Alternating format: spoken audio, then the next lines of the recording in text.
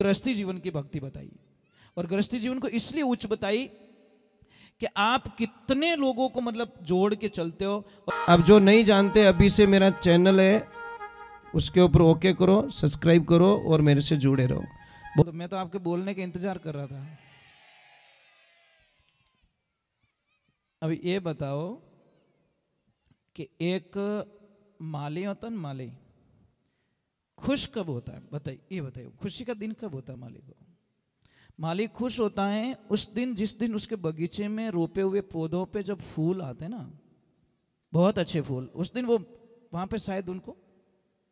तो बस हम लोगों को खुशी कब मिलती है? ये बगीचा है और सब जगह खिलेंगे फूल तो अच्छा लगता है। बस भाई वो भी काम ना करते तो हम भी काम ना करते ना। और कथा का मतलब क्या? कथा में आए हो, सबसे पहले तो एक बात देखिए, शांति कितनी मिलती है, आनंद आता है। कोई फिल्म देखने जाएगा तो फिल्म देखने वाले को बाहर निकलती देखना, उसकी चाल स्टाइल चेंज हो जाती है, रहने की स्टाइल अलग, बाल कटवाने की स्टाइल अलग, कुछ बातें करने का तरीका अलग हो जाएगा। समझ में आ रहा नहीं? और कथा में से जो निकलेगा बाहर, देखना उनकी वाणी चेंज हो जाएगी, भाव चेंज हो जाएंगे, कुछ न कुछ शब्दों का प्रयोग जो होता है चेंज हो जाता है। तो यहाँ पे हम भगवान को वापस एक प्रश्न कहा जाता है, वापस सुखदेव जी महाराज को परीक्षित जी महाराज कहते हैं कि प्रभु जब प्रभु आप अक्रूर जी महाराज कह रहे हैं कि आप जब गोलोक धाम जा रहे हो तो धर्म कहाँ जाएगा? धर्म किसमें? तो धर्म भागवत जी में विराजमान हो गया, ये भगवान का आदेश था। तो धर्म ही ये भागवत है, वो धर्म है।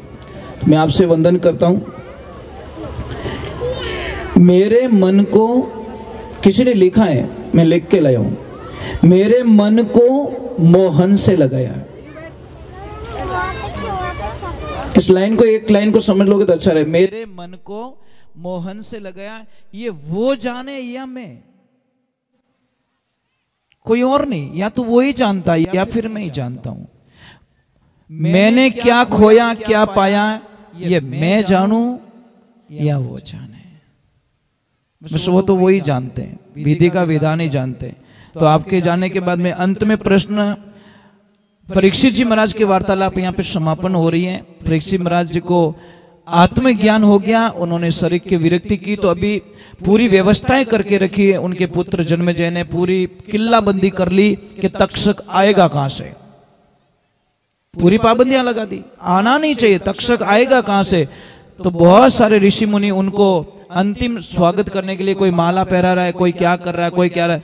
तो तक्षक ने सूक्ष्म रूप बनाया, एक माला के फूल के अंदर एक कीड़े का रूप धारण किया और जाके तक्षक जी के गले तक पहुंचा। और जैसे ही वो पहुंचा, वहां पे तक्षक का रूप ओरिजिनल रूप में आके धारण करके महाराज परीक्षित को डस लेता है। परंतु उस वक्त में तो जिस टाइम में डसा तो उनको शरीर मिला तक्षक जी को, महाराज की आत्मा नहीं मिली। राजा परीक्षित तो पहले ही मुक्ति धाम गोलोक धाम पधार चुके थे। बोले गौ मात की, बोले परीक्षित जी महाराज की, सुखदेव जी महाराज की। और यहाँ पे भागवत जी विश्राम कर रहे, तो हम थोड़ा आगे एक श्लोक बोलना है आपको। मेरे साथ में बोलिए, हाथ जोड़ के, हाथ जोड़ो, पहले हाथ जोड़ो, सीधे बैठो। और अभी इनके तो सिर ढके हुए, अपन आप कैसे ढकोगे? नियम तो ये कहता है कि सिर ढकना चाहिए। भाई आपके पास भी कुछ हो तो सिर ढक लीजिए, क्योंकि ये बिना सिर ढके हुए कुछ भी रख दो ना, एक एक सोल में चार चार घुस जाओ। भाई भैंस बांट खानो और बे कूटे में जानो। और बच्चियों से भी प्रार्थना है कि आपके पास कुछ हो, कुछ चुन्नी वगैरह वगैरह, तो पड़ोस में सिर ढकवा दीजिए, कमर में से सीधे बैठिए एकदम। और तर भाई बराबर लेना है, सीधे बैठो। है तो ठीक है, नहीं है तो राम राम ऐसे मन से ढक लीजिए कि मेरे सिर पे कुछ कुछ है। मानसिक रूप से देखो, जब दो प्रकार दिखावा भी होता है, भौतिक होता है और आध्यात्मिक होता है। तो आप मानसिक रीत से ऐसे बोल दीजिए कि मेरे कोतली कहीं गाले माथा में भाई बट उस्ताद ही है भाई। देखो भाव ये होना चाहिए, वो कोतली फंसाई थी माथा में यार, आनंद कर दिया तूने। इसीलिए बोलते बच्चे बड़े कार्टून होते हैं, ये कुछ न कुछ घोटाला कर ही देते हैं। पैर दे, मैं तो पैर ही दे दूं, पैर ले, अरे पहन दे भाई, अब क्यों बाकी रख रहा है। हाँ ठीक है अपने आवे जो कोई भाव है भाई, हाजो मामो नहीं तो काणियो मामो ही छोको, पर मामो होना जरूरी है। ठीक है, अब सीधे बैठिए एकदम, और भगवान का मैं सबसे प्रार्थना कर रहा हूं, ओम, थोड़ा जोर से बोलना, सच्चिदानंद रूपाय यशो तपत्या देव में ता पात्र विनाशाय श्री कृष्णाय वयम नमः। सतचित आनंद सर्वेश्वर भगवान को हमारा कोटि कोटि प्रणाम। ये भागवत जी के शुरुआत का जो शुरुआत यहाँ से होती है, प्रथम स्कंद में 19 अध्याय के साथ में प्रश्नों का आरंभ होता है, वहां से वार्तालाप शुरू होती है।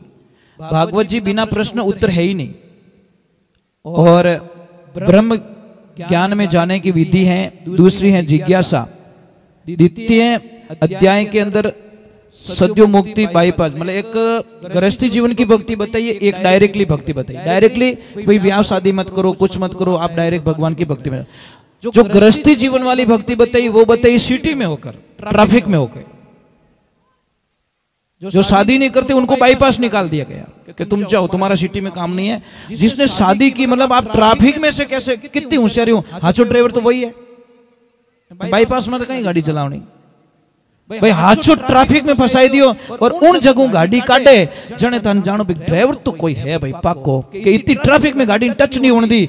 बस वो गृहस्थी जीवन वाली गाड़ी हमारी, जो शादी करे हैं, वो गाड़ी तुम ट्रैफिक में से निकाल के भी वापस आगे जाके मिल जाते हो। बंदे तू इधर से आया, मैं इधर से आया, पर मिला तो इसी मोड़ पे, मैं ही बाईपास पे मिल गया वापस तुझे। ये गृहस्थी जीवन की भक्ति बताई, और गृहस्थी जीवन को इसलिए उच्च बताई कि आप कितने लोगों को मतलब जोड़ के चलते हो, और फिर भी भगवान, एक कोई गरीब आदमी मर गया, परमात्मा के दरबार पहुंचा, स्वर्ग लोक गया, उसको स्वर्ग लोक का धाम मिला, बाहर बैठा था बेचारा, 4-5 घंटे 6 घंटे 8 घंटे बीत गए, दरवाजा नहीं खुला। एक वहीं का एक अमीर आदमी मर गया, सेठ, और जैसे ही खुला दरवाजा, खुल गया दरवाजा, और उसको लेने के लिए 10-15-20 लोग आए, उनको माला पहना के रथ पे बैठा के ले जा रहे। वो गरीब आदमी बोला अटे कमीशन हाले, मुझे आए हुए 4-5 घंटे हो गए, मैं बेचारा गरीब आदमी, मेरी तरफ कोई देख ही नहीं रहा है। अन ए आया पई आला हेड जी, मैं जानू उन्होंने तो 8 रुपया दिन बेटा पहले स्वागत कराए दिया आप। फिर एक आदमी आता है, उस गरीब आदमी को लेके जाता है और बोलता है कि चल तुझे बुला रहे। तो उसको थोड़ा दुख हुआ, जाके बोला भगवान से शिकायत करूंगा। धर्मराज को बोला कि आप गलत हो, क्यों कि यहाँ पे भी रिश्वत चलती, भ्रष्टाचार यहाँ पे भी है। कि कैसे कि ये आदमी मेरे से बाद में आया, इसको बैंड बाजों से ले रहे हो, फूल पहना रहे हो, ये कर रहे हो, स्वागत कर रहे हो, और मेरा कुछ भी नहीं, मैं गरीब हूं। इसलिए कि भाई तने हावड़ समझाऊं कि आपके जैसे तो यहाँ पे दिन में कितने लोग आते हैं, पर ओ सेठ है के करोड़ों रेमानु एक आवे हटे। इन्हें वास्ते वो भाग्यशाली समझो कि इन्हें इतनी कंपनियां हैं, इतनी दुकाना हैं, इतनी गाड़ियां हैं, इतनी साइटा हैं, तो भी ओ राम जी रो नाम ले तो इन्हें वास्ते मोने खुशी। तू तो पाली माते बैठतो तो कहते हे राम, खेत में काम करतो तो कहते तो हे राम, अनो इतो पश्योड़ो है तो ही भगवान की भक्ति करतो। इन्हें वास्ते जो ज्यादा उलझा हुआ है तो भी भगवान की भक्ति करता, उसको थोड़ा सीट पहले मिल जाती है कि यार इतो परेशान है, इतो आदमी बिजी है, तो ही वो समाज रे पहले कितो काम आवे। तो 19 प्रकार, तो ये हो गई दूसरा स्कंद की है। तीसरे स्कंद में 33 अध्याय लिखे हैं। तो सृष्टि का वर्णन बताया गया कि भगवान नारायण की नाभि से कमल निकलता, कमल से ब्रह्मा जी की उत्पत्ति होती है, ब्रह्मा जी ने सप्त ऋषियों की रचना की, फिर सृष्टि की रचना की। और चतुर्थ अध्याय में विसर्ग लीला, 4 धर्म के बारे में बताया गया है। पंचम में स्थान शक्ति लीला का, और छठ में 19 अध्याय में पोषण लीला का, सप्तम में 15 अध्याय उदय लीला का, और अष्टम में वापस 24 अध्याय लिख के मनवंतर का वर्णन किया गया। भाई हम मनु से हमारा वंश चला, कौन कौन मनु, उन पे शासन किया। और एक 10 जो नवम है ईशान लीला, और दसम में जो सबसे बड़ा अध्याय, दसम स्कंद वो सबसे बड़ा है, जिसमें 90 मतलब अध्याय लिखे गए, सबसे बड़ा पूर्वाधार उत्तराधार। बाल लीला से लगाकर जो द्वारका की लीला है, ये सब दसम स्कंद में आई हुई है। और फिर एकादश में मुक्ति लीला, और लास्ट में द्वादश जो स्कंद है उसमें आश्रय लीला हो जाती है, मतलब भगवान का आश्रय ले लिया जाता है लास्ट में। देखो 12 स्कंद, 335 अध्याय और 18,000 श्लोकों का वर्णन इस भागवत जी के अंदर व्यास जी महाराज ने हमारे को अमूल्य जो खजाना हम लोगों तक पहुंचाया, हम लोगों की जिंदगी बनाने के लिए। तो हम भागवत जी को यहाँ पे विश्राम देंगे। मैं लास्ट में एक वापस श्लोक बोला रहा हूँ, वो बोलना पड़ता है। अंतिम श्लोक है भागवत जी का, नाम संकीर्तनम भस्य सर्व पाप परणाशनम प्रणामो दुख समनस तम नमामि हरिम परम। ये भागवत जी का लास्ट श्लोक। यहाँ पे भागवत जी शुरुआत वहाँ से होती है और यहाँ पे वापस शुरुआत लास्ट हो गया। यहाँ पे देखो संकीर्तनम, एक बहुत बड़ा शब्द लिखा, संकीर्तनम मतलब आपका कल्याण कैसे होगा। आपको माला फेरनी नहीं आती, कोई बात नहीं। आपको यज्ञ करना नहीं आता, कोई बात नहीं, गाओ, सुनो। मतलब आप सुन भी सकते हो, गा भी सकते हो, वो भी कर सकते हो, आनंद भी ले सकते हो।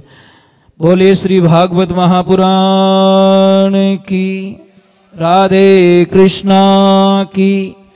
मैं सभी देवी देवताओं की साक्षी में, सर्व भक्त जनों की साक्षी में, सब कार्यकर्ताओं की साक्षी में, यजमानों की साक्षी में, इस भागवत महापुराण जी को मैं आज सप्तम दिवस पर यहाँ पे विश्राम देने जा रहे हैं। तो ये यहाँ पे पूरा संपूर्ण हो गया है। अब मैं आपको एक बहुत बढ़िया बात बताने वाला हूँ, क्योंकि जब समय ज़्यादा नहीं, हमको दूर जाना है। मेरे भी वहाँ पे आज सत्संग है।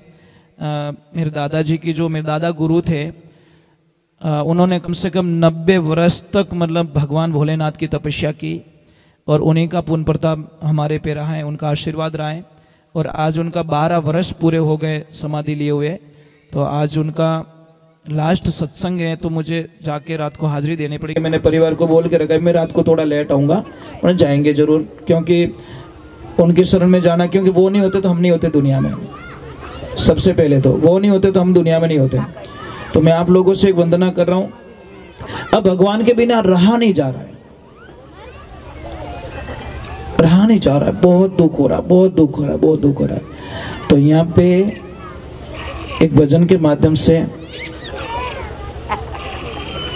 भाई थोड़ा आनंद ले लेते हैं ना। बोले राधे कृष्णा की। निकालना, उसके ऊपर नाराज मत होइए। हो सकता है वो कोई बहुत बड़ी घटना से हमको कभी बचा ले, बहुत बड़े नेगेटिविटी से हमको बचा ले। कोई गलती निकालता है ना, वो हमारा सबसे बड़ा हितैषी होता है, जो हमको बात बात पे टोकता है। बहुत अच्छा लगता है, पर बाद में पता चलता है कि अगर उसने नहीं टोका होता तो शायद मैं बहुत बड़ा कांड कर देता। मैंने एक कहानी सुनाई ना आपको कि वो बच्चे वाली, वो पहले दिन चोरी करता है, फिर उसकी माँ को वहां पे बुलाया जाता है। तो पहले दिन टोका होता तो मान लिया होता तो इसलिए कोई भी हमारी गलती निकालना ना, उसके अंदर